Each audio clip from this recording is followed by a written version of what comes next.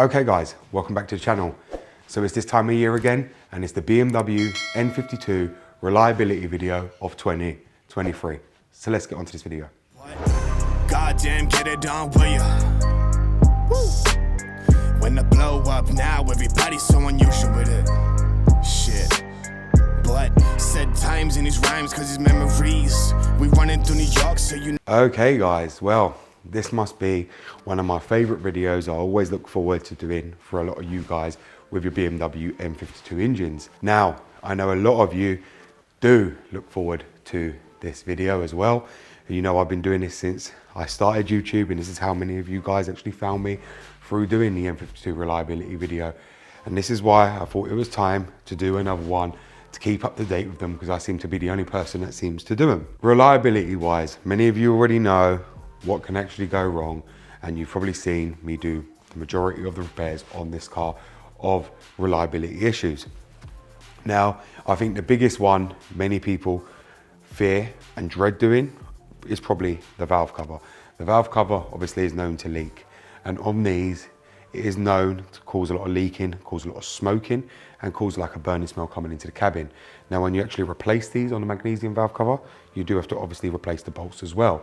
Now, obviously, all together with the bolts, you can buy the bolts, which are Febby ones, which is what I use, and the valve cover, which is an FAI one. And in this country, I only paid around £50 for both of them, which is very, very cheap. They are known to fail, and that's probably one of the weakest points on the N52 engine. The next one, which is a weak point on this engine, is the oil cooler gasket and the oil filter housing gasket. Again, they like to leak oil, and this one was no different. This one did do that, and I had already replaced it when my friend actually owned it, so he actually paid to get all that, and I just replaced it for him. And as many of you guys know, these, when they leak, like to leak oil down onto the belts, which can actually derail your belts, because obviously it causes the belt to become very slippery, causes the tensioner to become slippery, and causes the belt to actually come off, and can cause your car to actually overheat and completely cut out in the middle of driving. That's a very, very well-known weak point on these. And it's not just this engine, it's on the N53, the N54 and the N55. But once the gaskets are changed, that is it, and that's the job done, and you don't have to worry about that anymore. The next one is, if you do have a leak on these, I would advise you to change the tensioner and the idler pulley and the belts. Now, this one, as I said, did have a leak, and it did leak all onto the tensioner. You guys would have seen it. It was in a bad state, and obviously the pulley was absolutely grinding, and you could hear it even when the car was actually starting up here, and I could keep hearing it until I actually got it changed. And the idler pulley as well, they were in a bad state. I have changed them along with the belt. And if you are going to change your oil cooler gasket and your oil filter housing gasket, it is worth actually changing the belt and the tensioner and the idler pulley. That's simply because it's a very, very easy job to do, and oil will get all over them anyway. And especially when you remove the oil cooler, it's going to all go down here under the engine tray. So it is best to just replace them and get it out the way. That way you know you're safe and don't have to worry about it, because they're cheap. Tension is about £30, the idler pulley is about £10, and the belt is about £10. So it's not expensive at all, and the gaskets are about £20 for both of them. So therefore, you're not even spending not even £100, £60 at the most to replace it all and get it done. So it is well worth doing while you're there. The next one on these, to keep them reliable, of course, is the ignition coils. Now, the ignition coils on these do go out, and I have replaced all six. All six have now been replaced. It is a very, very well-known weak point, and I've said it many, many times. The moment one goes out, then the other 5 will go as well. And you'll quickly notice that when you actually have to replace one, you'll start noticing you'll get another misfire, another cylinder, and it will go on and on and on, because as I said many times, it puts them ignition coils under strain when you've got a misfire and the car is running, because it will shut down one cylinder and it will fire on the other 5. And as many people keep driving it while they've got that misfire, waiting to diagnose it or waiting to order a part. And you know, many people, you know, have to get to work, so I don't blame them. It's their only car. Like me, where I have 5 cars. Most people only have one to get to work, so if one goes out, they'll still drive the car with that misfire until they can wait for the parts. It does put extra strain on them, and that's what I always say. Replace all the spark plugs and then replace all the ignition coils, because the ignition coils are not expensive. You can get them for around £130. Spark plugs about 40 quid, and just overhaul it all. Especially if you're going to do the valve cover, it is worth doing them at that time, because you're going to take it all out anyway, so just change them at the same time. So the next one, guys, is the solenoids. Now, these are the most talked about subject on all BMW Valvetronic engines, but these are most talked about, especially on the N52. Now, there is a lot of different opinions out there regarding solenoids. I strongly believe to only use BMW ones, but there is people out there that have tried to run tests on the Chinese ones and not been successful, or never done a video stating if they actually worked or didn't work. And that's purely because, as I said to you, many of you guys, I haven't been proven wrong yet that the Chinese ones don't work like the BMW ones do. Now, I did replace these ones because I just wanted to get it out of the way as preventive maintenance. Them ones didn't actually fail, but I did change them for genuine BMW ones. And as I said, now on the market there is a lot of Febby and Peerberg ones which are cheap. You can pick them up for about 60 quid each.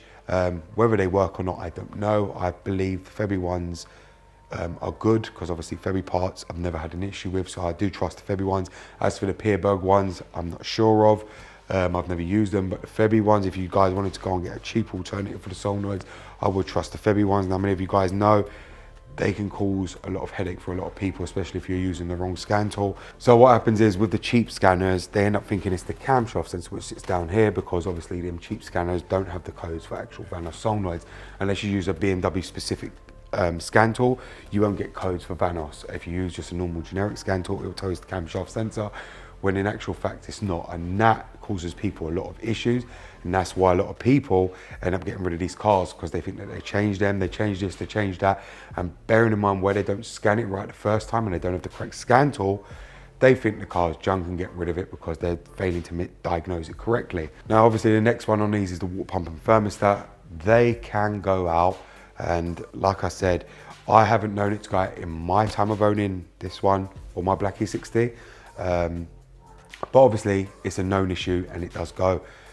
They still ain't cheap even to this day, the thermostat and the water pump, and obviously the U-bend hose that goes with the water pump thermostat, that you need to get, because they like to bulge out, just crumble and end up deteriorating very, very badly from all the engine heat, because it sits literally directly under the engine. So they do end up becoming very, very bad. That's one thing that many of you know goes bad, and they can leave you stranded at any time because they're electric. They will just throw a light, tell you that your engine's overheating, and you have to pull over and you can't drive the car. Now, as I said, they are still around £300 to £400, so do bear that in mind. Like I said, I am going to be changing on this at some point, and I will be changing on my Black E60 as well. But at this point in time, I can actually take the risk of it, because I've got the lift if anything was to happen. Bearing in mind this isn't my daily car, I could just change it any time. As I said many times, I do have 5 cars, so this isn't my daily car. I switch between cars all the time. This one probably be used at least probably once a week at the most, but the majority of the time I'm in my other car, which is not on this channel. I'm either driving my Porsche or I drive my truck as well. So I do have other cars to drive. This is just going to be a car to use probably for the motorways at the most. So I don't really have to worry too much about the water pump, but I know you guys do, because majority of the time this is your only car. So you guys, if you ain't had it done, I would strongly recommend to go and get that done, because that will leave you stranded, especially in the hottest of days. You could be outside, the temperatures will rise, and the water pump could just literally go out and cause the car to overheat. Now, the next one on these is the starter motor. Now, the starter motors on these are a very, very common problem, and I'm not gonna be ashamed to say this, my one left me stranded on my Black E60. My Black E60 ended up needing a new starter motor. A few months back, it was in a petrol garage. Just put petrol in, went to start the car, and the starter motor was completely dead. And I had to quickly drive somewhere, get one of my friends to come and get me, take me to go and get a starter motor, and I had to fit it in the middle of a garage to get me home. Luckily, I can remove the manifold very, very quickly on these, so I managed to get it fitted and get myself back home very, very quickly.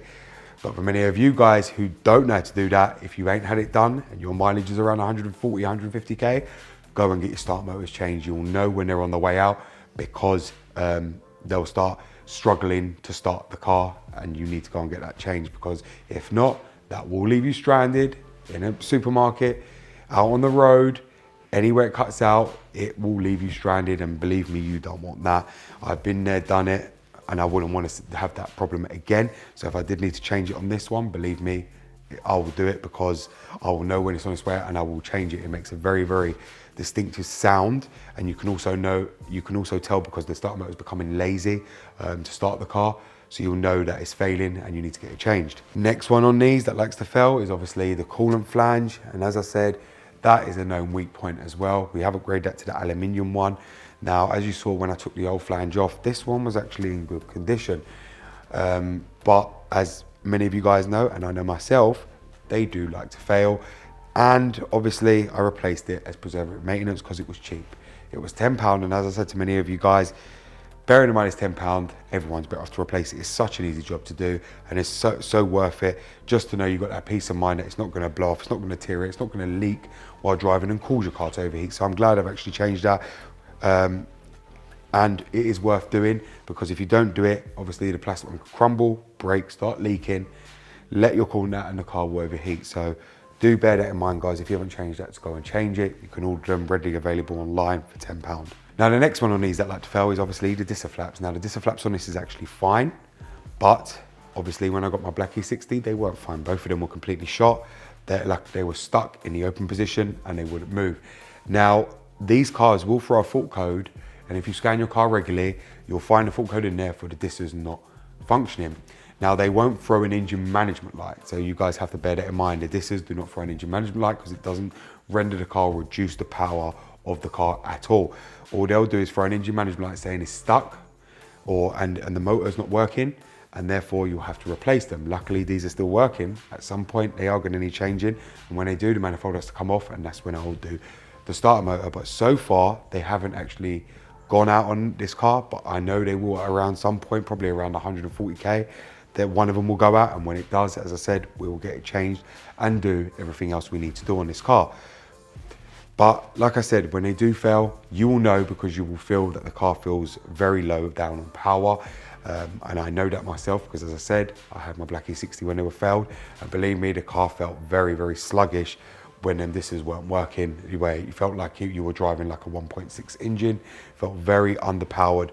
They will fail, and as I said, when they do, just bear in mind they are not cheap and they're not easy to replace, especially if it's the one under here at the back of the manifold. You have to take the manifold up to be able to get to that one. So while you got that up, you better have to do the starter motor. And if you haven't done your CCV, you better have to do that as well, because that's all got to come off anyway. So you better have to replace all that at the same time when you take your manifold off to change the Disas. And obviously the next one, which is the last one, is obviously the CCV. Now, they do like to go out, and that can cause a lot of excess pressure on your valve cover, which causes these valve covers to actually start leaking because of all the extra pressure inside the actual crankcase. And obviously when a PCV blows, obviously the diaphragm inside it splits, ruptures, and you end up with opening your oil fill cap, and it'll feel like it's stuck where there's a lot of vacuum in there, which obviously isn't good, especially if you've got a plastic valve cover N52, because that can actually cause all your plastic valve cover to actually crack from all the excess vacuum in there. That's why when you actually take off the valve cover, it's probably best then to replace your CCV, or if you're going to be taking off your manifold anyway, then replace your CCV at the same time as well, because that's where it is and that's where it gets to. And if you don't have the two Disas on your manifold, then taking off your manifold, if you've got the long pipe CCV, not the one with the ball that goes onto the manifold, then you guys have got it much easier than people with the silver engine cover, because to replace that CCV is actually a lot easier, because you don't have all the extra stuff like you do on this one. So on this engine with the silver engine cover, you've actually got one pipe that runs the engine to the CCV itself, which is on the manifold. Then you've got another pipe that runs to the sump and goes up to the CCV. Then you've got another pipe that runs off the ball down to here to the actual PCV heater. On the black engine cover ones, you actually don't have that. You just got one long hose that splits off into a Y, and that's it. You don't have all this other added stuff, and you also don't have all the heater plugs that connect onto the CCV like this one does as well. So do bear that in mind, that if you are going to change it, you guys have it a lot easier than we do with these silver N52 engines. So there you have it, guys. That is the BMW N52 reliability video of 2023. How many of you are going to ask me so what my opinion is and if this engine is reliable? Yes, this engine is reliable if properly maintained, and if you're willing to do all the maintenance to these cars, then this engine will become very, very reliable for you. And if you are one of them that like to turn wrenches and willing to get your hands dirty, then obviously you can own this car and it will be reliable in your hands, just like they are with me in my hands. But that is all about you. If you're planning to take this car to a garage, then obviously it's not going to be reliable, because you ain't going to be able to have the money the moment something fails, unless you do have money in the bank. And secondly, garages will charge a fortune for parts and obviously labour, so you have to bear that in mind. So therefore, you won't be able to get everything I've said done on this engine to make it reliable. You only probably be able to get one thing done, so do bear that in mind as well. But if you are planning to do all the maintenance yourself, then you could probably buy everything in one go for probably under £1,000 for this engine, get it all done, overhauled, and that'll be it for the next 100k. You wouldn't have to worry about doing any of them jobs. So there you go, guys. That's my opinion on the N52 engine. It's a brilliant, brilliant engine, a cracking engine, and it is super reliable. So there you have it, guys. That was the BMW N52 reliability of 2023. And as I said to you, these engines are cracking engines and very, very reliable. If I'm honest with you, in the UK here, it's very, very hard to find any kind of car with the N52 engine now. Now, bearing in mind, we didn't have many as it was because we didn't get no 328i's and 528i's or XI's or anything like that. All we got was a 630i, 130i and a 330i. But they're becoming harder and harder to actually find, especially the 630i's because people are buying them. And especially the one that I wanted, which was the convertible. It's very, very rare to even find one come up. And especially with the 130 as well, they're going the same way. And the same with the 330i's with this silver engine cover. They're all the same. And all we ever got in the UK here was a silver engine cover one. So you guys in the US should find yourself very, very lucky that you get the black one, because we never got that. We switched over to N53, so we didn't get no more N52s from 07 and 08. So any that we have here are very hard to find, and the prices are only going up for them when they actually do come up. You know, these 630i's, 130i's, they're all in around 5 to 6 grand. So they are very, very expensive, because after you get N53, and nobody wants that here in the UK, everyone wants the N52, and people know that, and that's why the prices are increasing daily. So if you do have an N52 engine and you do look after it, bear in mind that car is going to be worth a lot of money in a few years' time, especially when electric vehicles are going to be pushed and rolling out, and you're going to see more and more. These 630i's, the 130i's, 330i's are going to be worth a lot of money, because that's what people want, naturally aspirated. And because of everything that's happening with all turbocharged cars, everyone wants naturally aspirated. Not everybody wants a forced induction car, because you lose the fun of driving with that. And a lot of people now are targeting these for that exact reason. So thank you very much for watching, guys. It is BMW Dr. Dean here, and goodbye.